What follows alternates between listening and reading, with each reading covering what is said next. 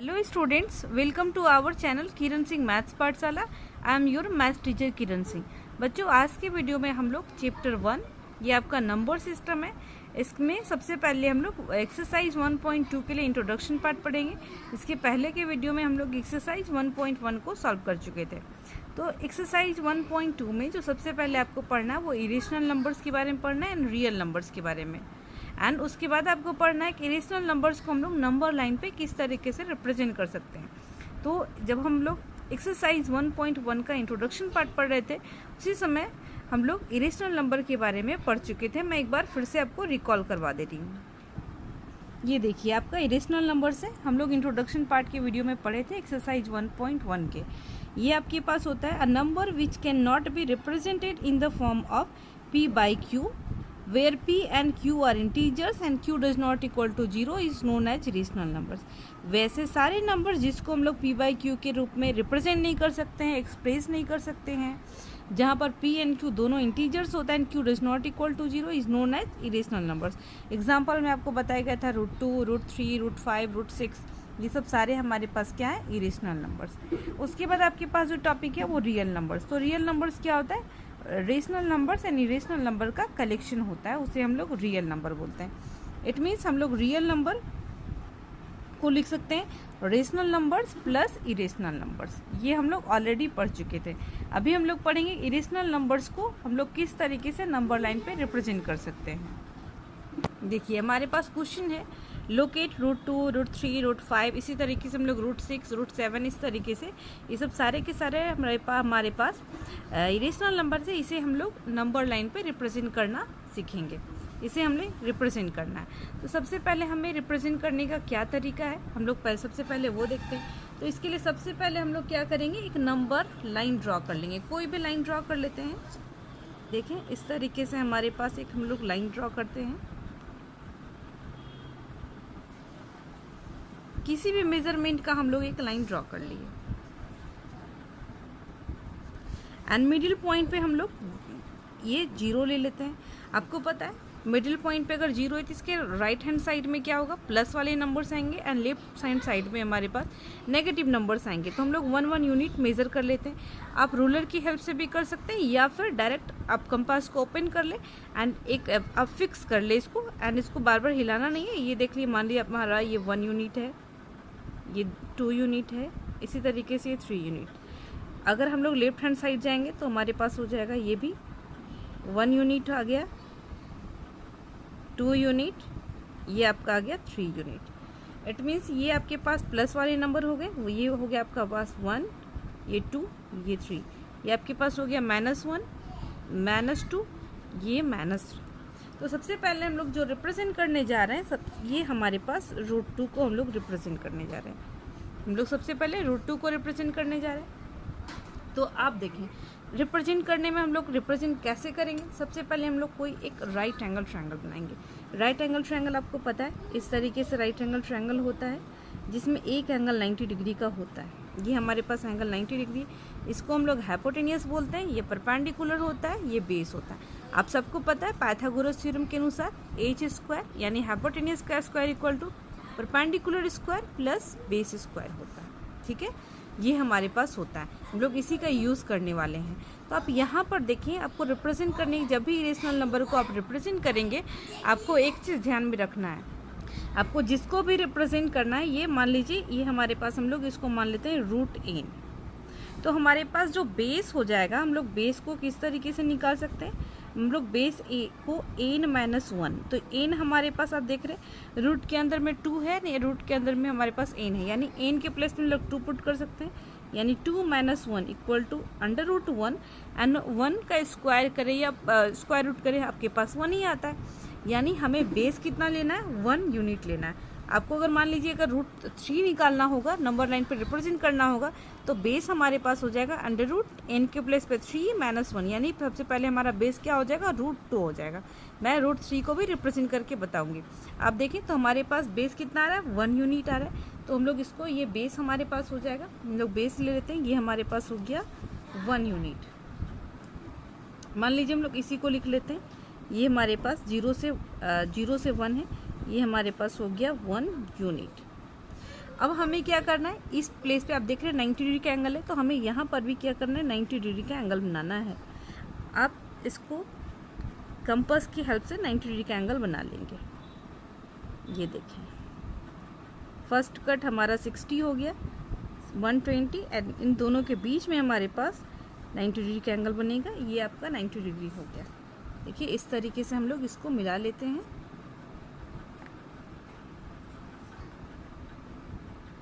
ये देखिए आप, इस तरीके से आपका 90 डिग्री का एंगल बन गया। अब यहाँ पर देखिए, अगर आपको √2 लेना है तो ये आपके पास तो √2 हमारे पास ये हो गया। आप यहाँ पर इस प्लेस पे समझ ले रफ को, ये हमारे पास हाइपोटेनियस स्क्वायर इक्वल टू होता है perpendicular square plus base square. तो आप देखें एच स्क्वायर, यानी जो हाइपोटेनियस जिसको आपको रिप्रेजेंट करना है, ये तो हमारे पास √2 है ना, हम लोग √2 को रिप्रेजेंट कर रहे हैं, तो यहाँ पर पुट करेंगे √2 का स्क्वायर। परपेंडिकुलर हमें पता नहीं, एंड बेस आप देख रहे हैं बेस हमारा निकल चुका है 1, ये 1 का स्क्वायर हमारे पास हो जाएगा 2 का square 2, perpendicular square p square, 1 का square 1, it means 2 - 1 equal to p square equal to 1। तो हमारे पास 1 equal to p square, it means कि p therefore the value of p equal to p for perpendicular. हमारे पास perpendicular की value कितनी आ गई, 1 unit.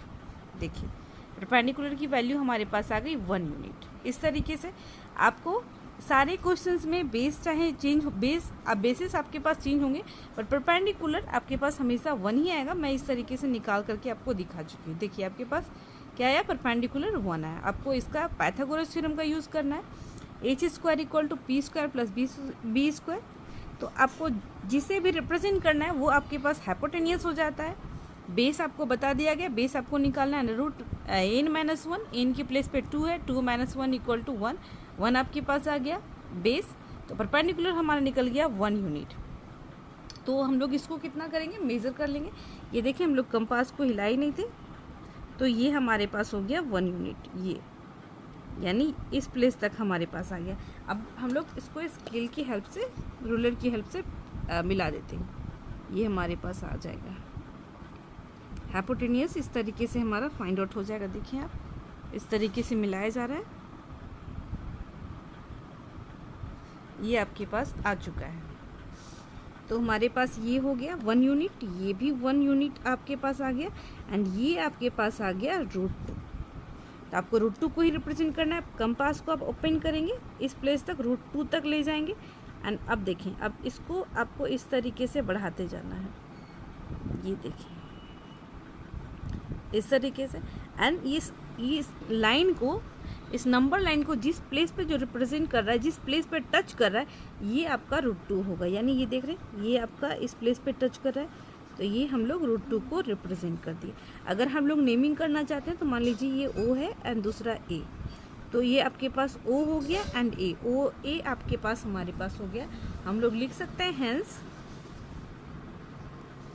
Hence OA equal to √2। हम लोग OA को रिप्रेजेंट कर दिए, हमारे पास √2। अब यहाँ पर आप एक चीज़ समझ लें, ये देखें यहाँ पर पिक्चर में देखें आप, ये देखें हम लोग इसको किए हैं। अगर आप चाहें तो इसको कंप्लीट सर्कल भी बना सकते हैं। अगर आप इसको आगे बढ़ाएंगे तो ये कंप्लीट सर्कल हो जाएगा, बट हमें कंप्लीट सर्कल नहीं बनाना है, इसमें सिर्फ √2 को रिप्रेजेंट करना है। ये रेडियस के जैसा काम कर रहा था, इसलिए हमारा √2 हो गया। अब हमें इस तरीके से, आई होप आपको √2 बनाना समझ में आ गया होगा। अब हम लोग इसी तरीके से √3 बनाएंगे। तो आप देखें, आप चाहें तो √3 इसमें बना सकते हैं, या इसके दूसरा √2 बनाने के लिए, √3 बनाने के लिए पहले हमें √2 बनाना पड़ेगा। आप देखें √3 हम लोग किस तरीके से बना सकते हैं। आप देखें जिस तरीके से हम लोग √2 को रिप्रेजेंट किए थे, हम लोग फिर से √2 को यहाँ पर बना चुके हैं। अब हमें रिप्रेजेंट क्या करना है, √3 को रिप्रेजेंट करना है। √3 को रिप्रेजेंट करने के लिए आप देखें हमें क्या, हमारे पास क्या था ट्रिक, √n-1, यानी n-1 हमारे पास क्या हो जाएगा, बेस हमें निकालना है, तो हम लोग बेस निकाल रहे हैं। तो हमारे पास हो जाएगा √3-1 इक्वल टू √2। ये आपके पास आ गया बेस आपके पास ये आ गया, ये आपके पास हाइपोटेनियस था, तो आपके पास ये बेस आ गया, हाइपोटेनियस आ गया। तो परपेंडिकुलर हमारे पास कितना होगा, तो अगर आप फिर से उसी फॉर्मूले से अप्लाई करेंगे, यानी H square equal to p square plus B square. देखिए H square equal to P square plus B square होगा। एच की प्लेस में हम लोग वैल्यू पुट कर देंगे। हाइपोटेनियस हमें √3 निकालना है, यानी √3 का स्क्वायर।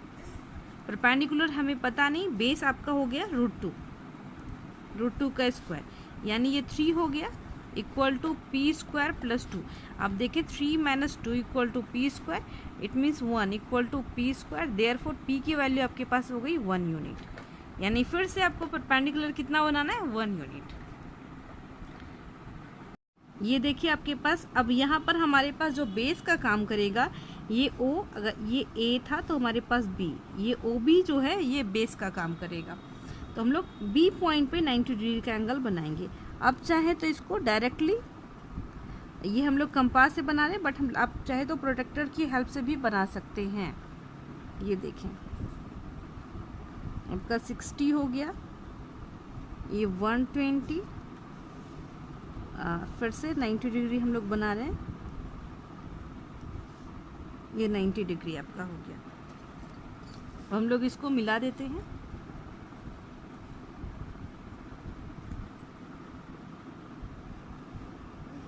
ये देखिए 90 डिग्री का एंगल बन गया। अब हमें लेना कितना था, 1 यूनिट। तो 1 यूनिट हमारे पास जो था हम लोग इसको मेज़र कर लेते हैं। इस प्लेस से हम लोग 1 यूनिट मेज़र करेंगे। ये आपके पास 1 यूनिट के बराबर है। इट मीन्स कि ये आपके पास अगर ए बी, हम लोग इस पॉइंट को सी मान लेते हैं। अब हम लोग इसको मिला देंगे। ये देखें ये आपके पास ये बेस हो गया एंड ये परपेंडिकुलर, तो ये आपके पास हाइपोटेनियस हो जाएगा।